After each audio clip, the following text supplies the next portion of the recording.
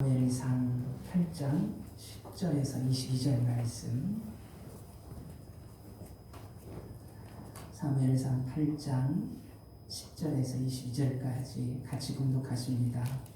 사무엘이 왕을 요구하는 백성에게 여호와의 모든 말씀을 말하여 이르되 너희를 다스릴 왕의 제도는 이러하니라.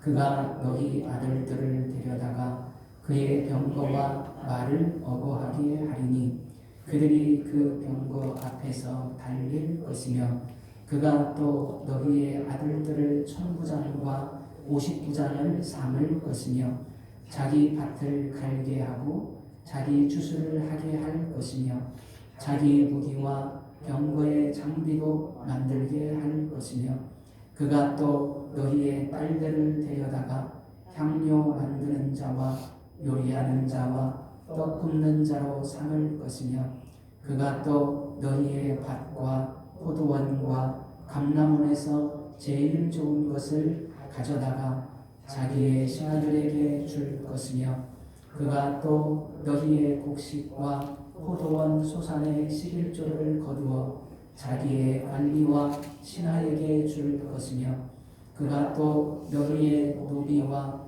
가장 아름다운 소년과 나귀를 끌어다가 자기 일을 시킬 것이며 너희의 양떼의 10분의 1을 거두어 가리니 너희가 그의 종이 될 것이라. 그날에 너희는 너희가 택한 왕으로 말미암아 부르짖되 그날에 여호와께서 너희에게 응답하지 아니하시리라 하니 백성이 사무엘의 말을 듣기를 거절하여 이르되 아니로소이다. 우리도 우리 왕이 있어야 하리니 우리도 다른 나라들 같이 되어 우리의 왕이 우리를 다스리며 우리 앞에 나가서 우리의 싸움을 싸워야 할 것이니이다 하는지라. 사무엘이 백성의 말을 다 듣고 여호와께 아뢰매 여호와께서 사무엘에게 이르시되 그들의 말을 들어 왕을 세우라 하시니 사무엘이 이스라엘 사람들에게 이르되 너희는 각기 성읍으로 돌아가라 하니라. 아멘. 사사시대에 기드온이라고 하는 사사가 있었습니다. 이 기드온은 아들이 70명이었습니다. 그 아들 중에 한 사람이 아비멜렉이었고요. 기드온 아버지가 죽자 이 아비멜렉이 세겜 사람들을 미혹해서 야, 너희들 70명이 다스리는 것과 한 사람이 다스리는 것 중에 어떤 것이 좋겠느냐 이렇게 하면서 세겜 사람들을 미혹시켰습니다. 그 미혹에 넘어간 세겜 사람들이 아비멜렉에게 돈을 주어서 아비멜렉이 그 불량배들을 데려다가 70명을 한 자리에서 죽이는 끔찍한 사건이 있었습니다. 그 중에 막내 아들 요담은 거기서 피해서 살아남았었는데요. 이 요담이 그 백성들에게 이야기를 했습니다. 그 이야기 중에 이런 우화가 있습니다. 하루는 나무들이 나가서 기름을 부어 자신들 위에 왕으로 삼으려 하여 감람나무에게 이르되 너는 우리 위에 왕이 되라 하매 감람나무가 그들에게 이르되 내게 있는 나의 기름은 하나님과 사람을 영화롭게 하나니 내가 어찌 그것을 버리고 가서 나무들 위에 우쭐을 대리요 한지라. 나무들이 또 무화과 나무에게 이르되 너는 와서 우리 위에 왕이 되라 하매 무화과 나무가 그들에게 이르되 나의 단 것과 나의 아름다운 열매를 내가 어찌 버리고 가서 나무들 위에 우쭐을 대리요 한지라. 나무들이 또 포도나무에게 이르되 너는 와서 우리 위에 왕이 되라 하매 포도나무가 그들에게 이르되 하나님과 사람을 기쁘게 하는 내 포도주를 내가 어찌 버리고 가서 나무들 위에 우쭐 대리요 한지라. 세 가지 나무들 이야기가 나왔죠. 그래서 첫 번째는 감람나무, 두 번째는 무화과나무, 세 번째는 포도나무. 감람나무는 정말 나의 좋은 기름으로 하나님과 사람을 영화롭게 하는 이 일이 기쁜데 어떻게 이 일을 버려두고 너희들을 위해서 주되겠느냐. 그 무화과 나무도 똑같이 나의 이 아름다운 열매로 하나님을 기쁘게 하고 사람들을 기쁘게 하는데 어찌 이것을 버리고 그럴 수 있겠느냐. 포도나무도 포도주로 우리 하나님을 기쁘게 하고 사람들을 기쁘게 하는데 왜 이것을 버릴 수 있겠느냐 라고 거절했다는 것입니다. 그 다음에 이에 모든 나무가 가서 가시나무에게 이르되 너는 와서 우리 위에 왕이 되라 하며 가시나무가 나무들에게 이르되 만일 너희가 참으로 내게 기름을 부어 너희 위에 왕으로 삼겠거든 와서 내 그늘에 피하라. 그리하지 아니하면 불이 가시나무에서 나와서 레바논의 백향목을 살을 것이니라 하였느니라. 이 우화를 이야기를 했습니다. 가시나무에게 왕이 되려고 하니까 가시나무가 너희들 다 내 밑으로 내려 들어와라. 가시나무가 그 밑에 그늘이 있겠어요? 없겠어요? 그 가시나무 그늘 속으로 들어가면 찔리기밖에 더 하겠어요. 그런데 그렇게 말을 합니다. 그렇지 아니하면 가시나무에서 불이 나와가지고 다 살을 것이다. 이 가시나무가 아비멜렉이었다는 이야기죠. 너희들이 아비멜렉을 왕으로 삼아서 그 그늘에 있으려고 하나 그들에게 가시나무인 그 아비멜렉에게 찔릴 것이고 아비멜렉이 불을 내어서 너희를 살아버릴 것이다 라고 하는 이야기를 했다는 것입니다. 그래서 이스라엘 백성들의 그 지금 사무엘 시대에 이스라엘 백성들이 그 선조 때 있었던 사건을 알고 있었을 것입니다.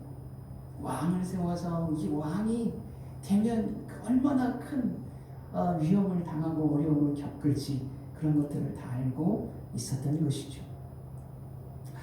이 이스라엘 백성들을 하나님께서 선택하셨잖아요. 그리고 애굽에서 노예 생활하고 있는 그들을 구출해 내셔서 가나안 땅으로 인도하셨습니다.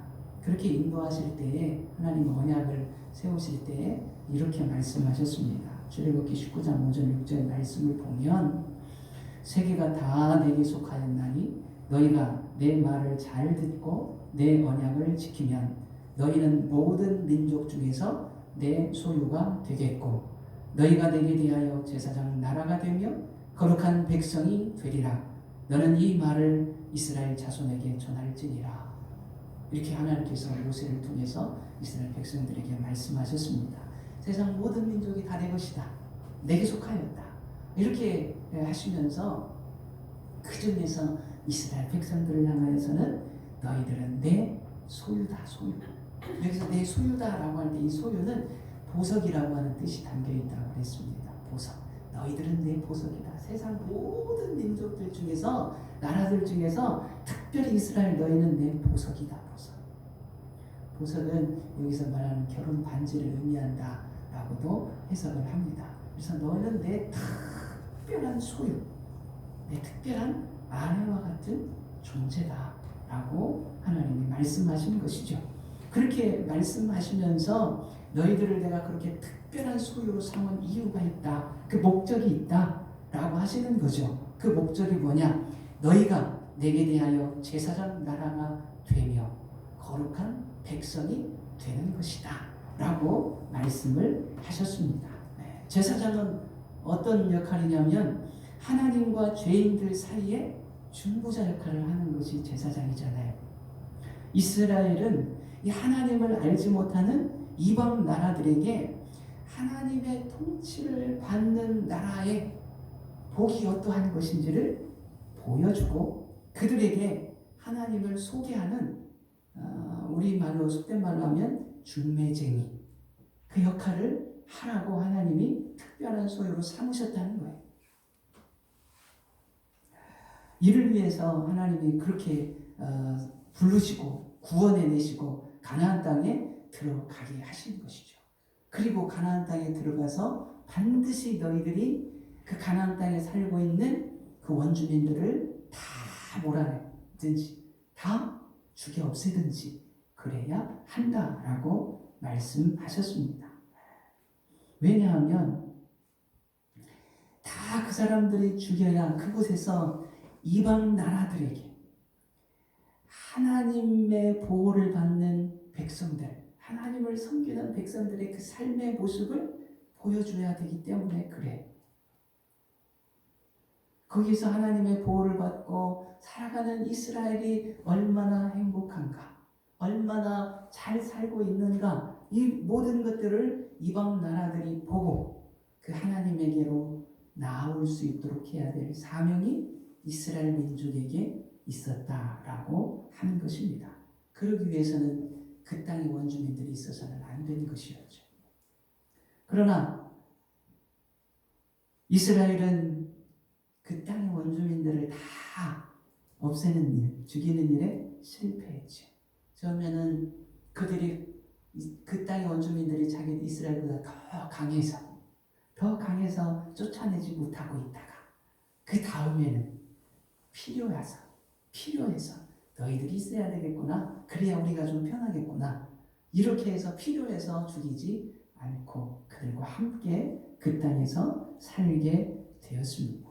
그렇다면 이제 거기까지는 그렇다고 이해할 수 있어요. 그들과 함께 살면서 그들에게 이 하나님의 선한 영향력을 끼치고 하나님의 사랑과 은혜를 그들에게 나타내 보여서 그들이 회심하고 하나님을 섬기도록 하는 그 일을 감당했다면 얼마나 좋았겠습니까? 그런 기대와는 달리 오히려 이스라엘 백성들이 그 이방인들, 가나안의 원주민들, 주변의 나라들, 그들을 닮아가게 되었고 그들의 삶을 동경하는 그런 사람들로 변해갔다는 것이죠. 그래서 결국에는 이방 나라들처럼 왕을 세워달라고 요구하게 된 거죠. 사무엘은 왕을 섬기게 되면 너희들이 이런 고통을 당하게 될 것이다. 이런 어려움이 있을 것이다. 라고 하는 부분들을 쭉 이야기를 해주잖아요.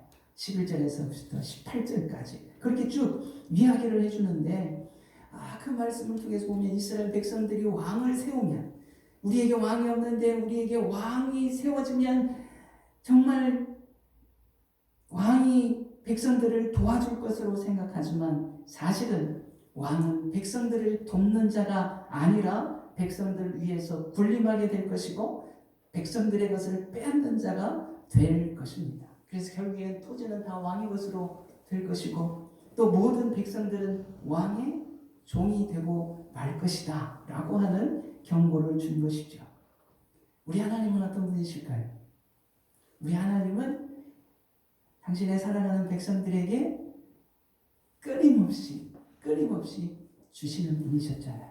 이스라엘 백성들에게 모든 것들을 계속해서 공급해 주시는 분, 그 하나님이 통치하시고 계셨던 것이죠. 그러나 세상의 왕은 백성들에게 그렇게 공급해 주는 자가 아니라 백성들의 것을 끊임없이 빼앗는 자다라고 하는 것입니다. 그것이 현실이에요. 이 경고를 듣고도 백성들은 계속해서 아닙니다. 그래도 우리는 이방 나라들과 같이 왕이 있어서 우리를 다스려야 합니다. 라고 말했다라고 하는 것입니다. 이들이 그렇게 따라가고 싶고 닮고 싶은 이 세상은 어떤 세상이냐? 끊임없이 경쟁하며 싸워야 하고 거기에서 이겨야 살아남는 그것이 세상이라고 하는 것이죠.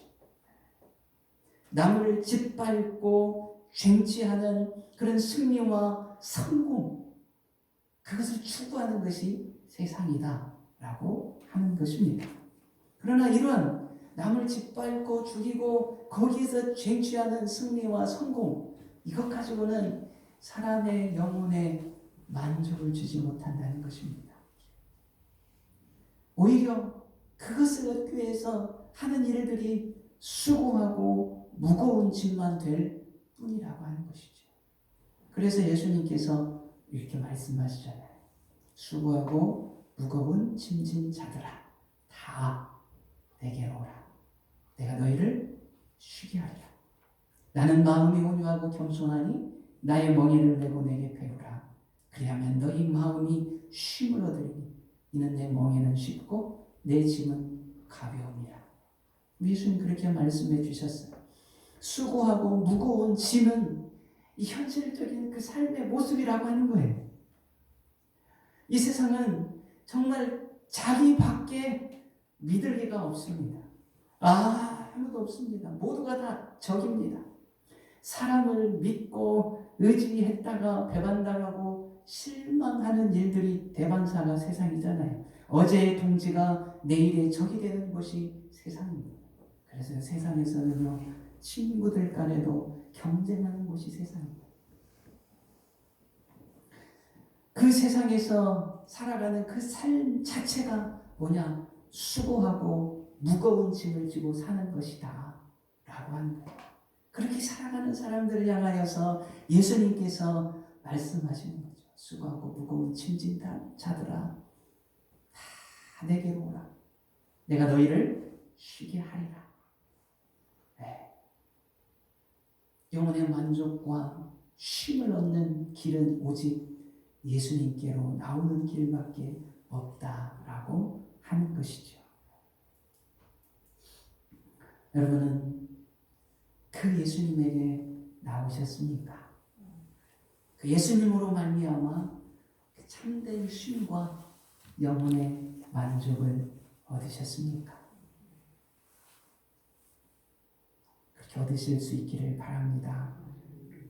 그런데 문제는 이 성도들도 일주일에 한 번 교회에 나와 예배 드리고 나면 그 나머지 시간, 대부분의 삶의 시간들은 세상에서 세상 사람들과 함께 어우러져 살고 있다라고 하는 것이 문제입니다. 그래서 성도들이 세상에서 그렇게 살면서 바라보는 그 대부분의 것들, 그런 것들은 세상에서 그 성공을 위해서 경쟁하고 싸우고 짓밟는 그런 모습들을 보는 것이다 라고 하는 것이죠. 그것을 보는 것뿐만 아니라 나도 어쩔 수 없이 그 세상에서 그 사람들과 함께 그렇게 경쟁하고 싸우고 짓밟는 그런 삶을 살 수밖에 없는 것이 문제다라고 하는 것이죠. 그러다 보니 우리의 신앙심은 세상에 살아갈 때는 소멸되는 거예요. 소멸되는 거. 야, 세상이 이런 세상인데 이런 세상에서 신앙심만 가지고서는 어떻게 살아? 그렇게 된다라고 하는 것이죠. 바울이 또 이렇게 말해요. 갈라디아서 5장 24절 26절 말씀인데, 그리스도 예수의 사람들은 육체와 함께 그 정욕과 탐심을 십자가에 못 박았느니라. 만일 우리가 성령으로 살면 또한 성령으로 행할지니 헛된 영광을 구하여 서로 노엽게 하거나 서로 투기하지 말지니라. 이렇게 말하고 있는데, 세상 사람들이 추구하는 것이 헛된 영광이라고 하는 것입니다. 이 헛된 영광을 얻기 위해서 서로 경쟁하고 서로 노엽게 하고 서로 투기하고 싸우고 있다. 내가 성공하기 위해서는 경쟁자와 싸워서 이기고 그를 짓밟고 서야 한다. 이게 세상이 가르치는 것이라는 것이죠. 그리고 보여주는 것이 그런 것이다. 그렇지만 그것이 바로 수고하고 무거운 짐이 될 뿐이고 그것이 헛된 영광을 찾는 것이다.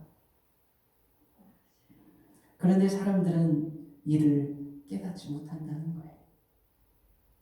이스라엘 백성들도 그랬다는 것입니다. 이들이 왕을 요구하면서 하는 말, 20절을 다시 한번 읽어보십니다. 20절. 우리도 다른 나라들 같이 되어 우리의 왕이 우리를 다스리며 우리 앞에 나가서 우리의 싸움을 싸워야 할 것이니이다 하는지라. 아멘. 여기서 앞부분을 설명했으니까 그 뒤에 보면 우리가 우리 앞에 우리의 왕이 우리를 다스리며 우리 앞에 나가서 뭐요? 우리의 싸움을 싸워야 할 것입니다. 이게 그 말이잖아요. 우리도 왕이 있어서 세상 사람들이 경쟁하고 싸우고 짓밟고 성공하고 부국을 이루는 것처럼 우리에게도 왕이 있으면 왕이 군사를 동원해서 훈련시켜서 싸워서 이기는 부강한 나라가 된다. 똑같은 생각. 헛된 영광을 구하고 있는 그 모습을 여기서 보여주고 있습니다. 하나님의 나라 백성이다. 그 정체성을 잃어버리면 이 헛된 영광임에도 불구하고 그 헛된 영광을 추구하고 따라간다라고 하는 것입니다. 그런데 이 성경이 말하는 이 기독교 신앙의 핵심은 뭐냐? 예수 안에서 헛된 영광을 구하여 서로 노엽게 하고 투기하는 이것들을 어디 예수님과 함께 십자가에 못을 박아버리는 것이다. 그리고 그 전쟁을, 그 싸움을 끝내는 것이 십자가를 따르는 사람이다. 예수님을 믿는 성도들의 삶의 모습이다 라고 가르쳐주고 있습니다. 그 십자가에서 그 정욕과 욕심과 투기와 싸움 이런 모든 것들을 다 못 박아 버리면 전쟁이 끝나는 것이고 마음에 평화가 찾아오게 된다라고 말씀해 주고 있습니다. 그래서 예수님 안에서 이 참된 자유와 기쁨과 평화를 누려야 된다라고 하는 것이죠. 우리가 예수를 믿는다는 것은 예수 안에서 내 영혼의 깊은 곳에 안식과 쉼을 얻게 되는 것이다 라고 하는 것입니다. 이 쉼과 안식이 예수 안에 있는 것을 우리가 믿고 그 안에서 우리가 참된 안식을 누려야 될 것입니다. 이런 사람들의 마음속에는요 성령님께서 함께 하시는 사람들, 그리고 성령님께서 그들에게 열매를 맺게 해주신다는 것이죠. 그 열매가 성령의 열매, 우리가 알고 있는 그 열매를 맺게 해주십니다. 오직 성령의 열매는 사랑과 희락과 화평과 오래 참음과 자비와 양선과 충성과 온유와 절제니 이 같은 것을 금지할 법이 없느니라 말씀해 주십니다. 이것이 기독교 신앙을 가진 자가 누리는 특권이래요. 특권. 예수 안에서 참된 자유와 기쁨을 맛보고 성령님께서 주시는 그 귀한 열매를 맺어서 누리는 삶을 살게 된다. 내가 그 열매를 맺기 위해서 노력하는 것이 아니라 내 안에 거하시는 성령님이 맺게 해주신다는 것입니다. 그러나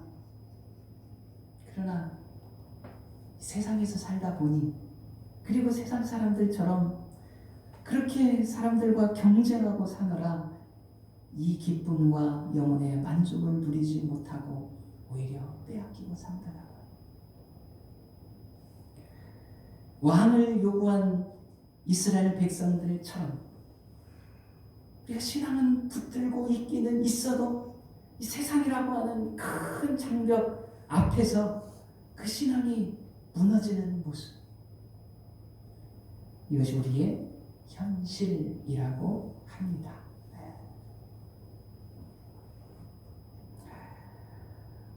이스라엘 백성들의 그 현실이 지금 그렇게 놓여져 있습니다. 왕을 세워서 우리에게도 왕이 있어야 되고 왕이 전쟁터에 나가서 승리를 해야 우리도 더 부강한 나라가 되고 행복한 나라가 될 수 있습니다 라고 요청을 하고 그 요청에 대해서 하나님은 허락하세요. 그들의 요구대로 들어주어라 라고 말씀하십니다. 왕을 요구한 것, 이것은 죄일까요? 죄가 아닐까요? 죄가 아닙니다. 왕을 요구하는 건 죄가 아닙니다. 왜냐하면 하나님께서 이스라엘 백성들에게 모세를 통해서 이미 말씀해 주셨어요. 너희들이 왕을 요구할 때가 올 것이다. 그렇다면 이 왕이 해야 될 일과 해서는 안 되는 일들이 있다. 그것을 모세에게 미리 말씀해 주셨어요. 그래서 그 잘못이 아니었습니다. 그런데 뭐가 잘못이냐? 그 동기가 뭐냐 이거죠. 이스라엘 백성들이 왕을 요구한 동기가 우리도 다른 나라들 같이 되어서 싸우고 경쟁하고 이기고 짓밟고 그 세상 정신에 휩쓸려 가지고 요구한 것 때문에 그렇다라고 하는 것이죠. 신명기 17장에 나타나 있어요. 모세를 통해서 하나님께서 왕의 제도를 이렇게 말씀해 주셨습니다. 제가 한번 읽어드릴게요. 내가 내 하나님 여호와께서 내게 주시는 땅에 이르러 그 땅을 차지하고 거주할 때에 만일 우리도 우리 주위의 모든 민족들 같이 우리 위에 왕을 세워야겠다는 생각이 나거든. 벌써 하나님께서 이렇게 알고 계셨어요. 반드시 내 하나님 여호와께서 택하신 자를 내 위에 왕으로 세울 것이며, 왕을 세울 때 하나님께서 선택한 사람이라고 하는 것이죠. 내 위에 왕을 세우려면 내 형제 중에서 한 사람을 세울 것이요 내 형제 아닌 타국인을 내 위에 세우지 말 것이다. 이스라엘 민족 중에서 왕이 되어야 된다. 그는 병마를 많이 두지 말 것이요 병마를 많이 얻으려고 그 백성을 애굽으로 돌아가게 하지 말 것이니 이는 여호와께서 너희에게 이르시기를 너희가 이후에는 그 길로 다시 돌아가지 말 것이라 하셨음이며, 그에게 아내를 많이 두어 그의 마음이 미혹되게 하지 말 것이며 자기를 위하여 은금을 많이 쌓지 말 것이니라. 하지 말 것을 이야기합니다. 하지 말 것을 세 가지로 이야기할 때 병마, 군대를 많이 모집하지 말아라. 그 병마를 얻기 위해서 애굽으로 들어가지 말아라. 그래서 하나님이 왕이시고 하나님이 다스려 주시기 때문에 그렇다는 것입니다. 그리고 아내를 많이 두지 말아라. 아내를 많이 두는 것은 정략 결혼을 뜻해요. 주변 나라들과 화친하기 위해서 왕의 그 딸들과 결혼을 해서 사돈을 맺고 그렇게 해서 전쟁을 하지 않고 위장 평화를 이루기 위해서 하는 이런 것들을 하지 말라. 네가 힘을 얻기 위해서 은금을 많이 쌓아두지 말아라. 왜냐하면 오직 하나님만이 왕이시고 네가 세상의 나라의 왕이라 할지라도 네 위에 하나님의 계심을 알게 하기 위해서, 그래서 해야 될 것을 말씀하십니다. 그가 왕 위에 오르가던 이 율법서의 등사본을 레위 사람 제사장 앞에서 책에 기록하여 평생에 자기 옆에 두고 읽어 그의 하나님 여호와 경외하기를 배우며 이 율법의 모든 말과 이 규례를 지켜 행할 것이라. 그리하면 그의 마음이 그의 형제 위에 교만하지 아니하고 이 명령에서 떠나 좌로나 우로나 치우치지 아니하리니 이스라엘 중에서 그의 자손이 왕 위에 있는 날이 장구하리라. 이렇게 말씀하셨습니다. 왕이 가져야 될 것은 하나님의 말씀을 가져야 된다는 거예요. 하나님의 말씀을 그 옆에 두고 날마다 읽고 그 말씀을 묵상하고 그 말씀을 근거해서 이스라엘 백성들을 다스리는 왕이 되어야 된다. 교만하지 말고 군림하지 말고 지휘하지 말고 이스라엘의 왕은 섬기는 자가 되라 라고 하나님이 말씀하시는 것이죠. 그러나 이스라엘 백성들은, 이스라엘의 왕은 그 일에 실패하고 말잖아요. 왕이 타락한 것 때문에 결국엔 이스라엘이라고 하는 그 나라가 망하게 된 것이 그들의 역사였다는 것입니다. 네, 눈앞에 보이는 이런 문제들 때문에 정말로 중요한 이것을 놓쳤어요. 이스라엘 백성들이. 그 모습이 또한 우리의 모습과 같다는 것입니다. 세상을 따라 살다가 하나님이 주시는 그 은혜와 기쁨을 잃어버리고 있지는 않습니까? 교회 안에서도 정말 세상에서처럼 경쟁하고 시기하고 싸우는 그런 일들이 일어나고 있지는 않습니까? 교회 와서도 정말 기쁨이 없는 신앙생활을 하는 이유, 그것이 내가 세상을 따라가고 있기 때문에, 하나님의 은혜와 사랑을 잃어버렸기 때문이 아니겠습니까? 그 은혜와 사랑을 잃어버린 그 백성들을 위하여서 예수님이 또 이렇게 말씀하십니다. 마태복음 6장 31절로 33절에 이렇게 말씀하십니다. 그러므로 염려하여 이르기를 무엇을 먹을까, 무엇을 마실까, 무엇을 입을까 하지 말라. 이는 다 이방인들이 구하는 것이니라. 너희 하늘 아버지께서 이 모든 것이 너희에게 있어야 할 줄 아시느니라. 너희는 먼저 그의 나라와 그의 의를 구하라. 그리하면 이 모든 것을 너희에게 더하시리라. 이렇게 말씀해 주십니다. 이방인들이 구하는 것은 뭐냐? 무엇을 먹을까? 무엇을 마실까? 무엇을 입을까? 그렇게 어떻게 살까에 걱정을 한다라고 하는 것입니다. 왜냐하면 그들은 하나님을 아버지로 모시지 않았기 때문에 그렇다는 것입니다. 그러나 성도들은 하나님의 자녀, 하나님 아버지께서 자녀들의 필요를 다 하신다는 거죠. 다 하실 뿐만 아니라 그 필요를 공급해 주실 수 있는 능력을 갖고 계시는 분이 하나님이십니다. 그분이 내 아버지시다 라고 하는 것이죠.